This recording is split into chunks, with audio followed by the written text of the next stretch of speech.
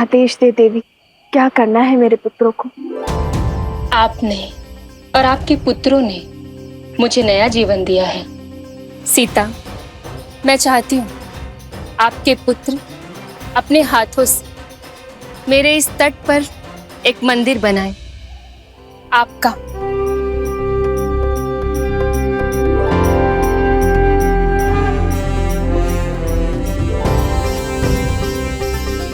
माता फल्गु चाहती हैं कि उनके तट पर वन देवी के मंदिर की स्थापना की जाए।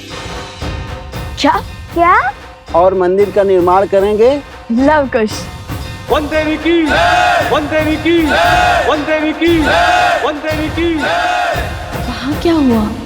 ऋषि असुरी के तप में मेरी इच्छा जानने की शक्ति, उन्होंने ये इच्छा सबको बता दी। आपका आभार माता। जो भी श्रद्धालु आपके मंदिर में आकर आपके दर्शन करेगा, उसे लव कुश जैसे ही संस्कारी पुत्रों की प्राप्ति हो।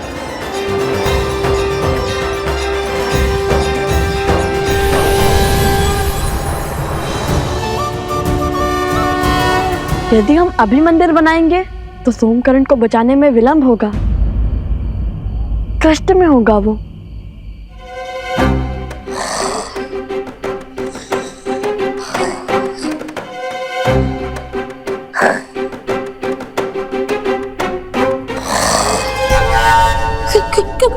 कौन है? अपने ही खर्राटों से डर गए। कहने को तो तुम लोग लव और कुश के मित्र हो, और इतने कायर। कितने सालों से भूखे हो, पूरी थाली चट कर गए। मैं ही मूर्ख हूं जो तुम्हारे हाथ में धनुष देख के तुम्हें कुश समझ बैठा था। मन तो करता है तुम्हें अभी खा जाऊं, किंतु रक्त केतु अपना उद्देश्य पूरा करने के लिए तुम्हारा उपयोग करना चाहता है। रक्त केतु? वो मायावी असुर जो रक्त बहने पर मरता नहीं है, बल्कि अपना रक्त बढ़ाता जाता है। वो दूसरों के रक्त पर ही पलता है, उसके रक्त की एक एक बूंद चूस लेता है। तुम्हें लव कुश की शक्ति का बोध नहीं है? वो किसी भी स्थिति परिस्थिति से लड़कर मुझे खोज लेंगे। यही तो चाहता है रक्त केतु। लव और कुश उन तक पहुंचे, यहाँ आए।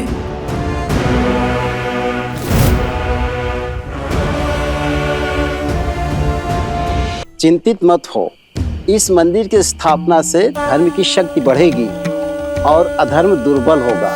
कुछ ही क्षण में सूर्य उदय होगा और सूरज के पहली किरण के साथ मंदिर की स्थापना करके तुम दोनों प्रस्थान करोगे। जो आज्ञा ऋषिवर। जो आज्ञा ऋषिवर।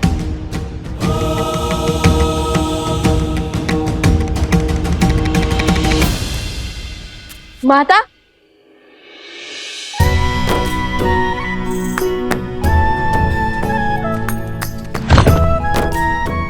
जानती है माता, देवी फल्गु ने हमें आपका मंदिर बनाने का आदेश दिया है। आदेश नहीं, सौभाग्य कहिए भैया।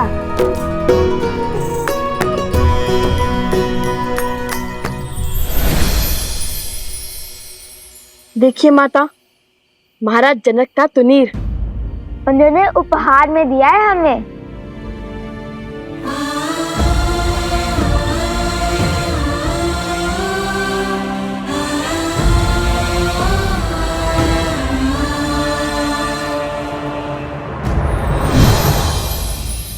सोमकरण को लौटा लाने में हमारी सहायता के लिए भेंट दी है उन्होंने।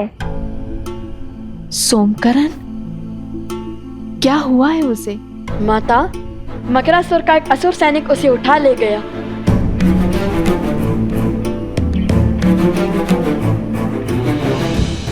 उसकी सहायता करना हमारा दायित्व है। चलो उसकी मदद करते हैं। उसकी कोई आवश्यकता नहीं है। मेरा मतलब है कि ऋषि असुरी ने पहले मंदिर बनाने और फिर भोर की पहली किरण के साथ सोमकरण को खोजने का आदेश दिया है, जिससे धर्म की शक्ति बढ़ेगी और अधर्म दुर्बल होगा। उचित कहा ना ऋषिवर।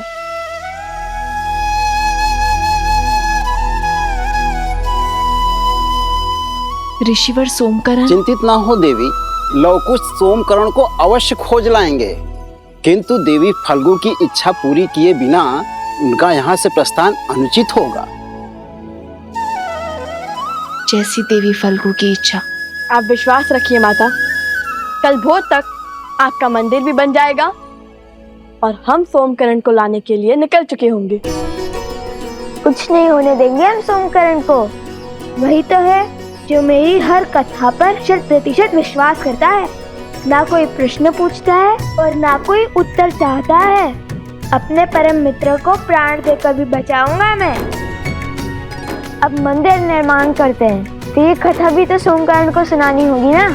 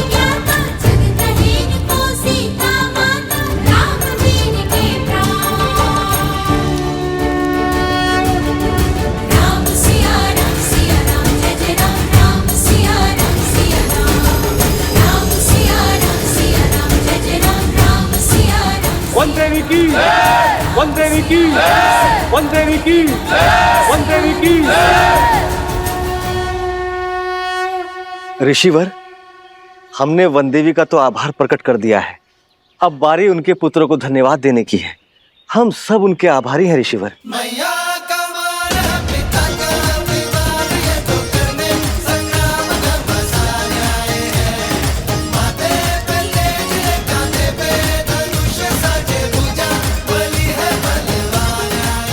देख रहे हो भैया, पहले तुनीर, अब ये सीधा मंदिर। माता ने क्या कहा था कि धर्म के पथ पर धूप भी होती है और छांव भी। समझ गया।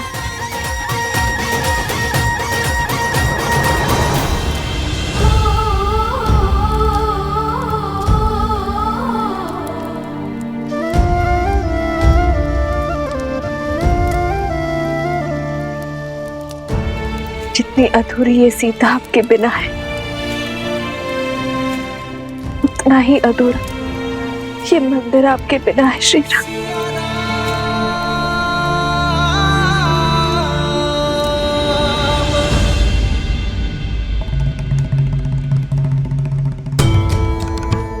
अपने अश्रु पोंछ लीजिए देवी।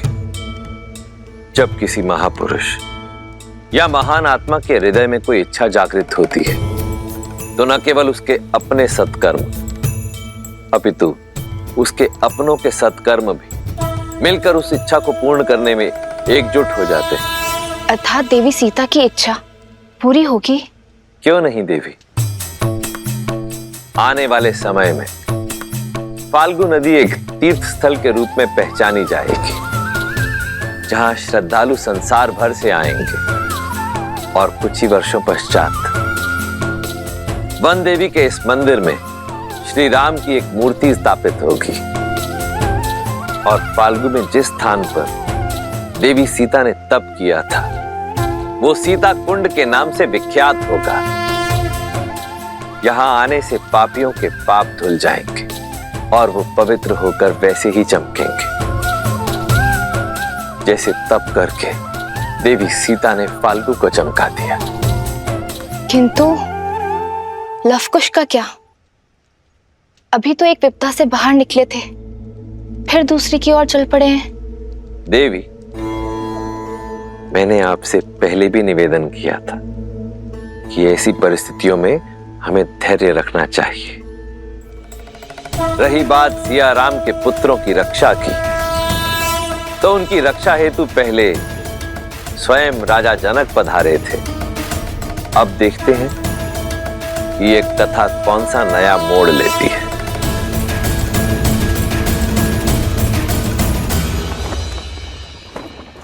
क्षमा करें प्रभु, मुझे नहीं लगता कि भरत भैया आपका ये आदेश स्वीकार करेंगे। प्रभु, वो प्राण दे देंगे, किंतु आपके रहते वो अयोध्या का सिंहासन नहीं स्वीकारेंगे। भरत को मानना होगा हनुमान, क्योंकि ये उसके बड़े भाई का आग्रह है, अयोध्या के महाराज का संदेश है। भरत अयोध्या के साथ प्रतिबद्ध होगा, मैं स्वयं उसका राज्याभिषेक करूंगा।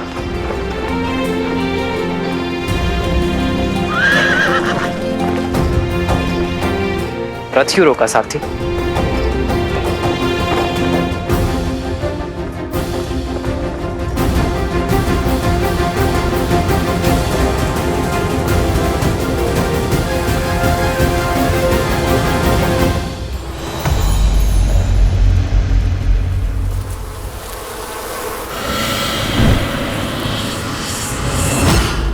मेरा बच्चा चंद्रबाबू।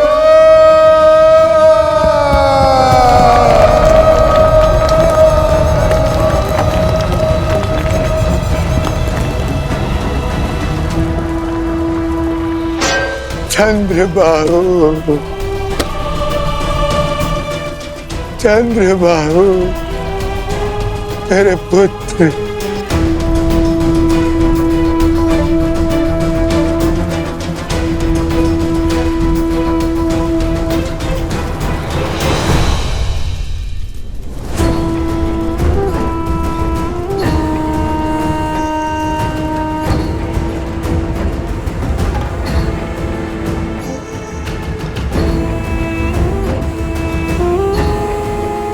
बहुत प्रसन्न होगी ना तुम?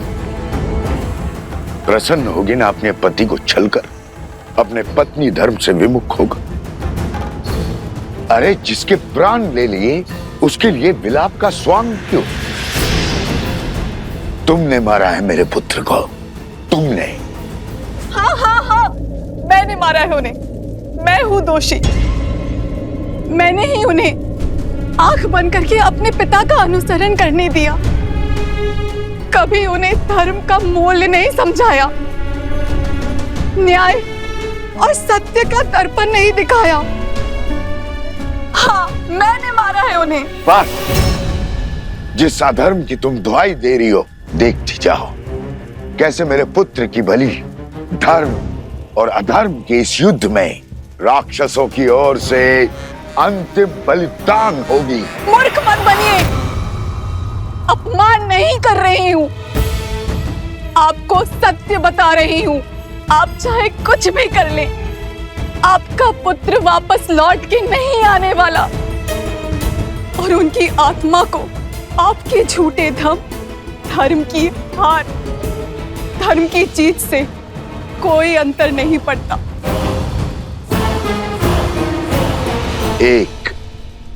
केवल एक कार्य था तुम्हारा, ब्रह्म मंत्र का जाप, उसमें भी मात खा गई। इतनी सरलता से शत्रु के बहकावे में आ गई, अपना धर्म भूल उनके धर्म का गुणगान करने लगी। जो स्वयं शस्त्र नहीं उठा पाते, वो सदा नारी को अपनी ढाल बनाते हैं। लोक अपवाद और शंका से नारी का चरित्र मलिन करते हैं।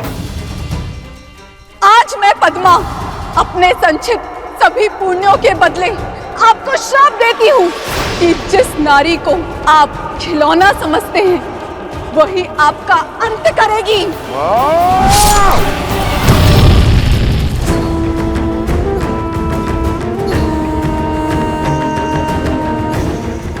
जिस नारी को आप खिलौना समझते हैं, वही आपका अंत करेगी।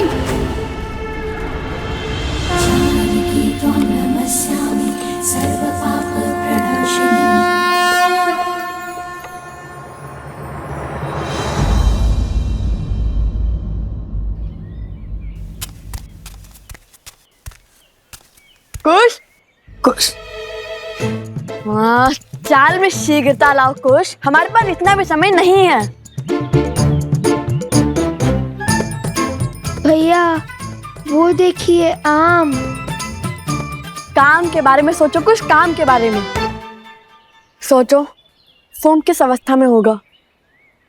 भूखा होगा। उसे पीड़ा में छोड़ हम भोजन कैसे कर सकते हैं?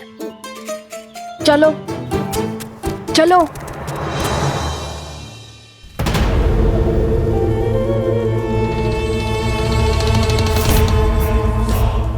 रक्त केतु,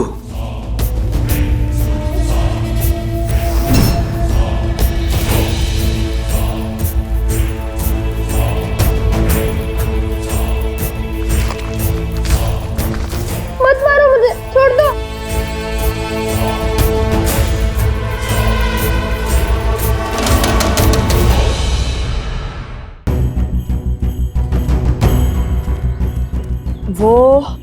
वो इस ओर गया होगा, क्योंकि अन्य दिशाओं में तो राजा श्री राम का राज्य फैला हुआ है। वो उसी ओर गया होगा। होगा नहीं भैया, होंगे। असुर भेड़ियों की भांति होते हैं, झुंड में घूमते हैं। फल में तो था ही, आपके साथ रहकर बुद्धि में भी निपुण हो गया हूँ मैं। तब तो वो किसी ऐसे राज्य में गए होंगे जहाँ अधर्म का वर्चस्व हो। तो उस राज्य के राजा को हमें हराना होगा भैया। जब उस राज्य का अंत करेंगे तब उस राज्य पर हमारा अधिकार हो जाएगा ना भैया। किंतु हम तो ऋषि पुत्र हैं, राजकुमार नहीं। तो हम इस राज्य का क्या करेंगे?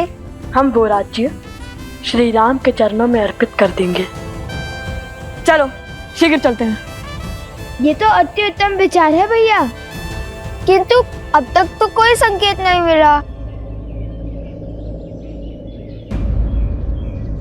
भैया ये तो सोमकरण का कुंडल है।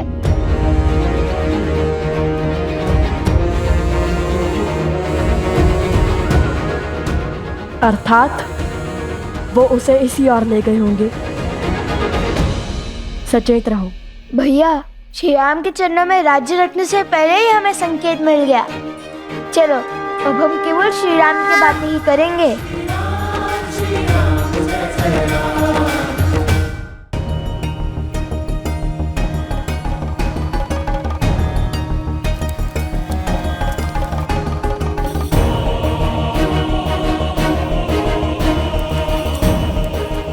महाराज की जय हो।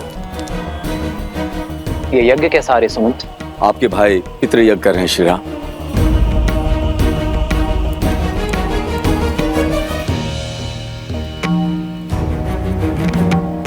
अकस्मात ये पितृयज्ञ क्यों? आर्य सुमंत, प्रभु के प्रश्न का आप उत्तर दीजिए। आपने युद्ध से लौटकर राजकुमार भरत को राजभार संभालने का निर्णय किया था, और वो अपने राजा की आज्ञा को ठुकरा नहीं सकते, इसलिए वो ये यज्ञ कर रहा है।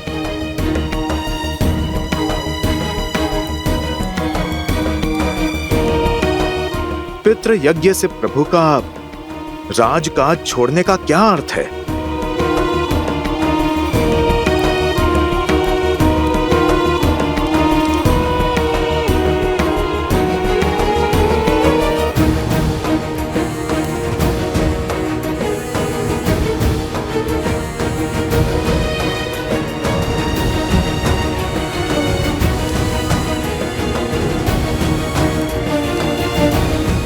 भैया आ गए, अंतिम आहुति आरंभ कीजिए गुरुदेव।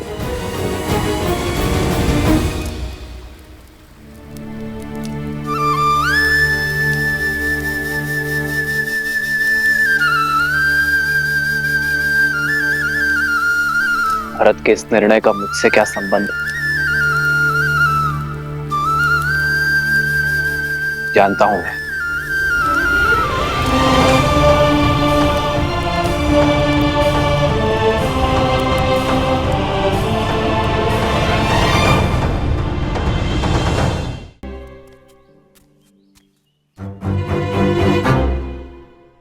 क्या हुआ? कोई संकेत मिला क्या? मिला, किंतु संकेत नहीं, प्रश्न। यदि ये युद्ध जीते तो राज्य श्री राम के चरणों में रख देंगे, है ना? हाँ। किंतु इतना कठिन कार्य हम करेंगे कैसे? राज्य में बसे घर, वन, उपवन, नदियाँ, गौशालाएं सब उठाकर कैसे धरेंगे श्री राम के आगे? चलिए मान लीजिए हमने हनुमान जी की बातें राज्य को अपने कंधों पर उठा भी लिया, तो भी लेकर कैसे जाएंगे?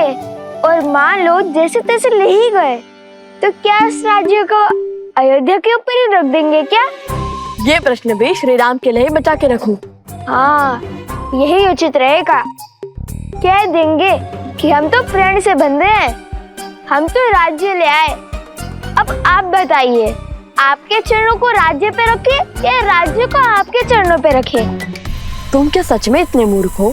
नहीं, पर भूख से ध्यान भटकाने के लिए बात ही बना ली।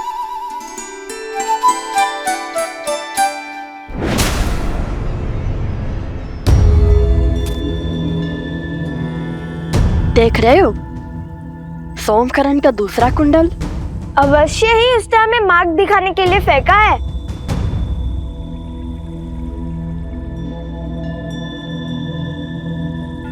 कुश! लव भैया, तुमसे भूल हुई है, मैं तो केवल एक ऋषि कुमार हूँ। भयभीत क्यों होते हो? ना मैं तुम्हें मारूंगा ना खाऊंगा। तुम मनुष्य को खाते हो? एक बार मेरी ओर देखो तो सही, जान जाओगे कि मैं क्या क्या खाता हूँ और क्या क्या करता हूँ।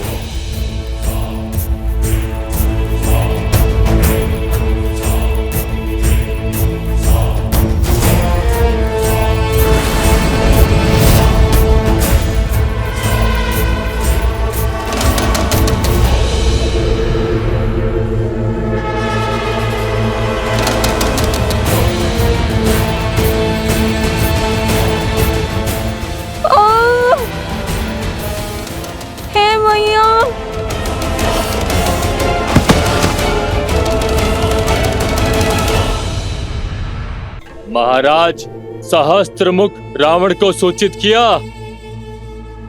आने दो उन्हें और देखने दो रक्त केतु की शक्ति। जो कार्य तुम्हारा मूर्ख मकरासुर नहीं कर पाया वो मैं करूंगा। लवकुश को अब तक इसके कुंडल मिल गए होंगे। शीघ्र वो यहाँ आएंगे और इस मायावी गुफा में लुप्त हो जाएंगे।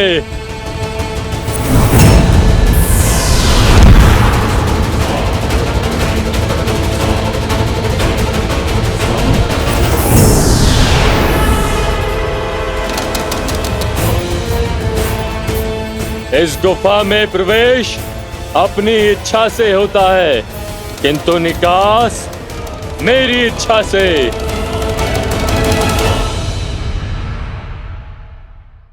लो भैया, लो। इतना क्यों चिल्लाते हो? ये देखो,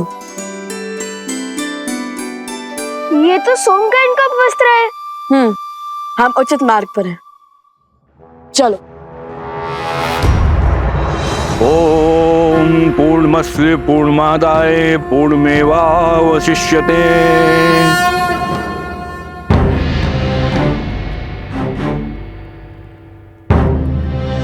मेरे साथ बोलिए। आदरणीय पूर्वजों, आदरणीय पूर्वजों, पंचद्रव्य की ये अंतिम आहुति स्वीकार कीजिए। पंचद्रव्य की अंतिम आहुति स्वीकार करें।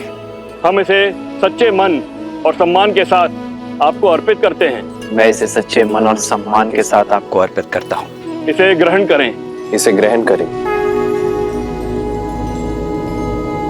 पितृ इस दुविधा में कैसे सहायक होंगे?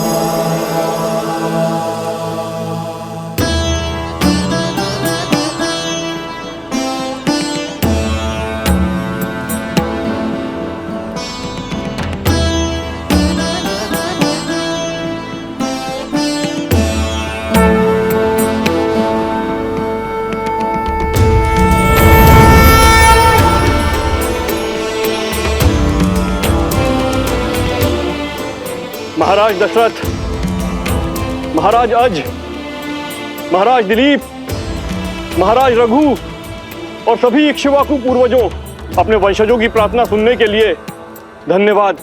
आपके कुल को आपके मार्गदर्शन की आवश्यकता है।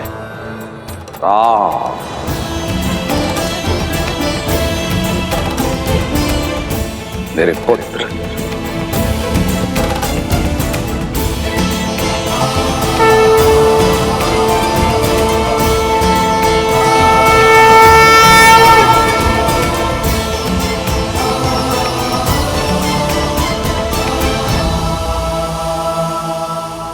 प्रणिपात पिताश्री। आयुष्मान भव पुत्रो। आप सबको भी मेरा प्रणिपात। हम तुम्हारी दुविधा से अवगत हैं और भरत तुम्हारी दुविधा से भी। जो हाल मैं सोच रहा हूं पिताजी, उसकी पुष्टि कीजिए, आप परामर्श दीजिए। इसमें कोई संदेह नहीं कि भरत शासन संभालने के योग्य है और भारत के शासन में अयोध्या एक श्रेष्ठ राज्य बन सकता है। किंतु इस समय आर्यवर्त को उसकी आवश्यकता है जिसने अयोध्या की सीमा के पार जाकर सुदूर दक्षिण तक धर्म और मर्यादा का प्रसार किया है, जिसने वानर जाति को प्रशिक्षित कर इस योग्य बनाया कि वो अधर्मी असुरों को पराजित कर सके। आज अयोध्या को आवश्यकता है धर्म की स्थापना करने वाले राम की। राज्य को प्रगति देना और अपने पूर्वजों को गति देना तुम्हारा कर्तव्य है राम। यदि राम और उसके पुत्र अयोध्या के सिंहासन पर नहीं बैठेंगे तो रघुकुल का सम्मान और हमारा मान धूमिल हो जाएगा। श्री राम श्री राम श्री राम श्री राम। हम तुम्हारे सभी पूर्वज गति नहीं पा पाएंगे पुत्र राम। हमने तो तुम्हें उचित मार्ग दिखा दिया, अब उस पर चलना ना चलना तुम्हारा चयन है। मंगल भवन मंगल हारी, द्रवहु सुदर्शन आयुष्मान भव पुत्रो। वज्र बिहारी। धर्म की जय हो, सूर्य वंश की जय हो।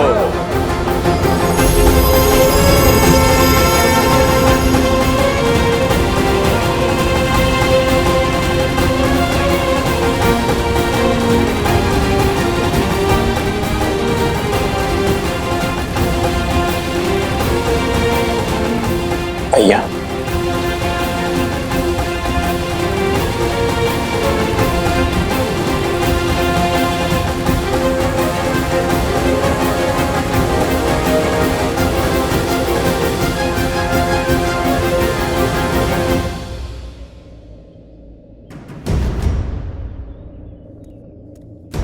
यहाँ तक तो ले आया सोम, फिर आगे क्या फेंका होगा? धोती और फिर कॉफिन। क्या कह रहे हो? बाद में अगर धोती मिली तो उसे लौटा देंगे। कुश, चलो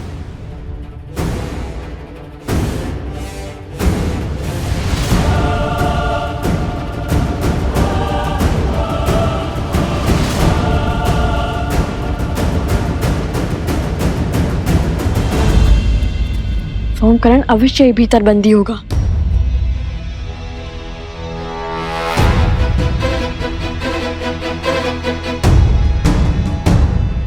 प्रभु, क्या माता को अभी भी नहीं लौटा सकते?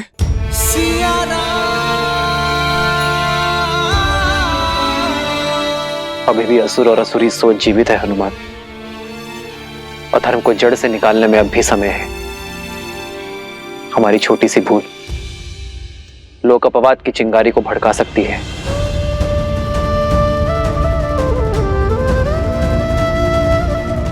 जब तक हम राक्षसी सोच को नष्ट नहीं कर देते तब तक मैं अपने व्रत और तप से डिग नहीं सकता हनुमान। और तब तक मेरी सीता और संतान अयोध्या नहीं लौट सकते।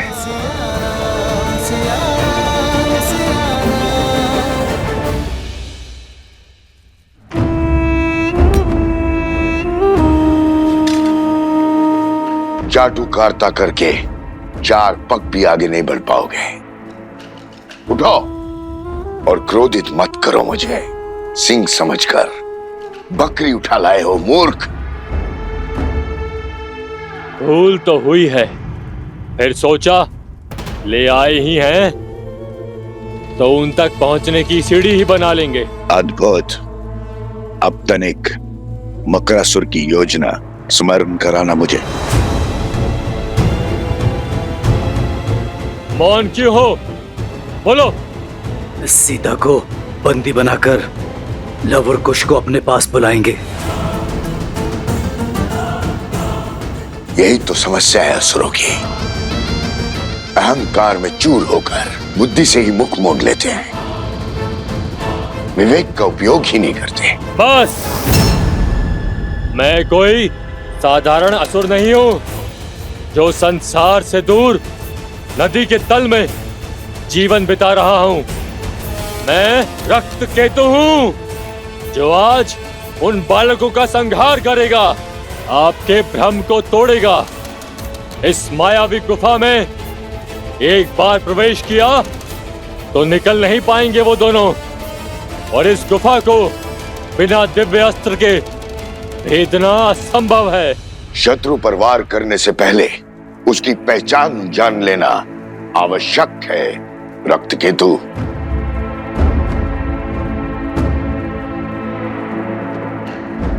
उठने का समय आ गया बालक, उठ जाओ।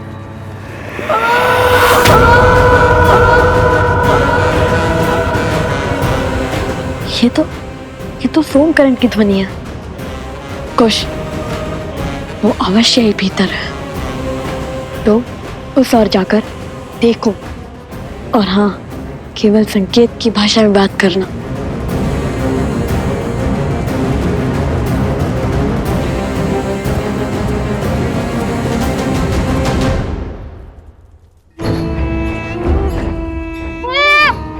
जीवित रहने की इच्छा है तो सुनो, तुम्हारे वो 2 मित्र हैं, लव और कुश। तुम जानते हो वो दोनों कौन हैं? वो वन देवी के पुत्र। और ये वन देवी कौन है? लव कुश की माता। केवल लव कुश की माता नहीं, मूर्ख बालक, श्री राम की अर्धांगिनी, अयोध्या की महारानी है वो। सीता है वो, सीता।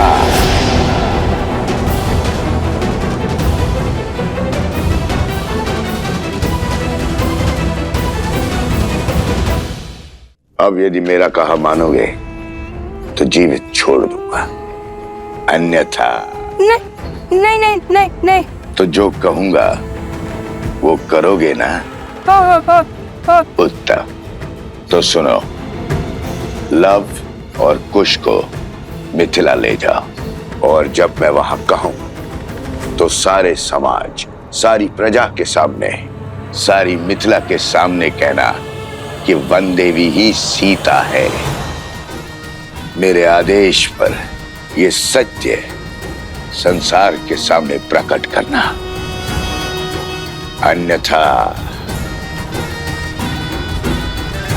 तुम्हारा मस्तिष्क विस्फोट से शत विशत होकर बिखर जाएगा। ऐसे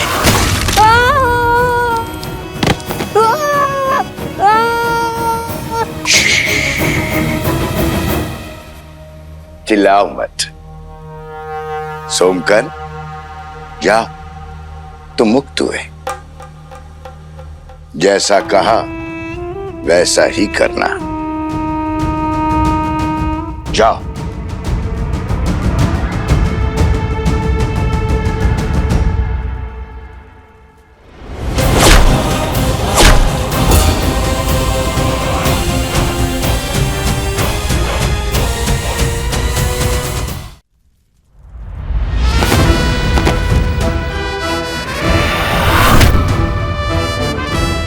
चिंतित मत हो सोमकरण, हम आ गए हैं। तुम क्यों आ गए?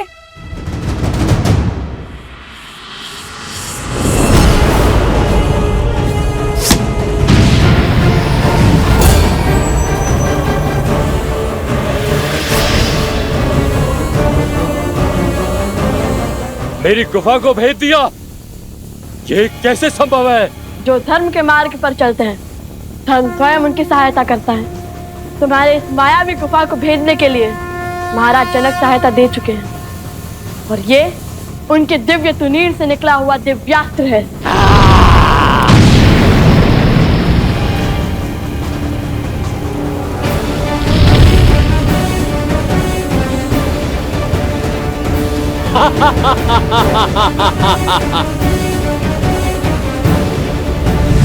उठो!